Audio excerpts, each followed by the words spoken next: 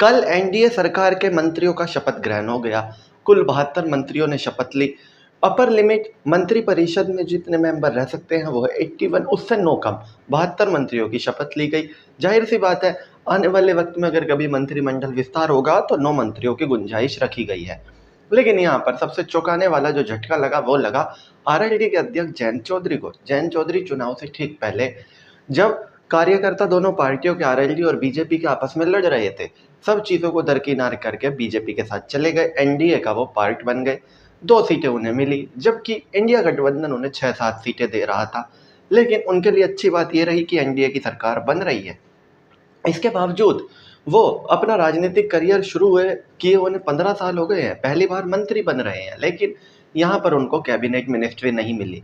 जीतन राम मांझी, जिनका सिर्फ एक सांसद है, उनको भी कैबिनेट मिनिस्ट्री मिल गई। वहीं राष्ट्रीय लोकदल के अध्यक्ष चौधरी जयंत सिंह, जिनके 2 लोकसभा के मेंबर हैं, एक राज्यसभा में उनका मेंबर है, टोटल 3 सांसद है, इसके बावजूद उनको मिनिस्ट्री नहीं मिली। जाहिर सी बात है, वो बेशक minister of state independent charge है उनके पास, मतलब वो किसी को रिपोर्ट नहीं करेंगे, वो फ्रीली काम करेंगे और अपने मंत्रालय का पूरी की पूरी जिम्मेदारी उनकी होगी।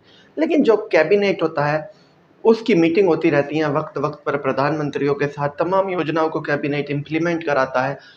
और सिर्फ इतना ही नहीं, बीजेपी ने अपने सहयोगियों के लिए सिर्फ और सिर्फ 11 मंत्री पद दिए। कहने को तो ये एनडीए सरकार है, लेकिन दबदबा बीजेपी का ही दिखा। तमाम बड़े मंत्रालय बीजेपी के पास रहेंगे।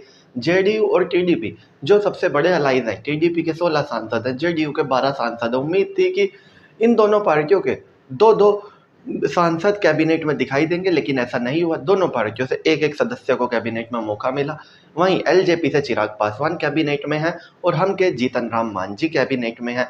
सबसे ज्यादा अगर अलाइज कैबिनेट मिनिस्टर बने हैं तो वो बिहार के बने हैं। बिहार के 3 अलाइज, जिसमें जीतन राम मांझी की पार्टी, चिराग पासवान की पार्टी और नीतीश कुमार की पार्टी, तीनों में से एक एक सदस्य कैबिनेट में है।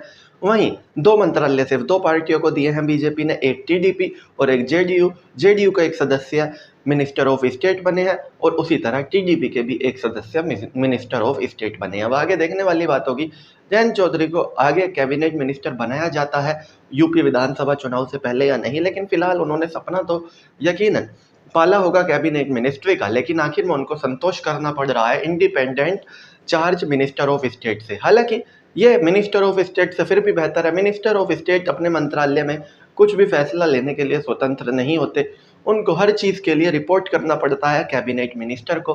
कम से कम जयंत चौधरी को स्वतंत्र प्रभार तो मिल गया कि वो अपनी योजनाएं खुद इंप्लीमेंट कर सकेंगे। तो चलिए दोस्तों, मैं राहुल दैया, फिलहाल इस वीडियो के लिए इतना ही। आगे भी इसी तरह की वीडियोस के लिए बने रहिए मेरे साथ। धन्यवाद।